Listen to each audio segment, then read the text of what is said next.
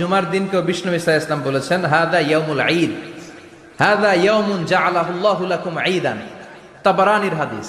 বিষ্ণু বলেছেন এটা এমন দিন যে দিনটাকে আল্লাহ তাআলা তোমাদের জন্য ঈদের দিন হিসেবে ঘোষণা দিয়েছেন। পড়েন আলহামদুলিল্লাহ। আল্লাহ তাআলার একটা বৈশিষ্ট্য হচ্ছে সুন্নাতুল্লাহি ফিত তাফদীল।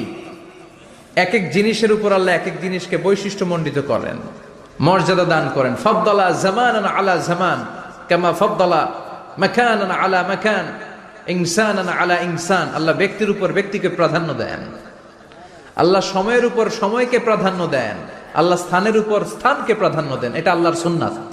এটা আল্লাহর কি সুন্নাতুল্লাহি ফিত তাফদীল।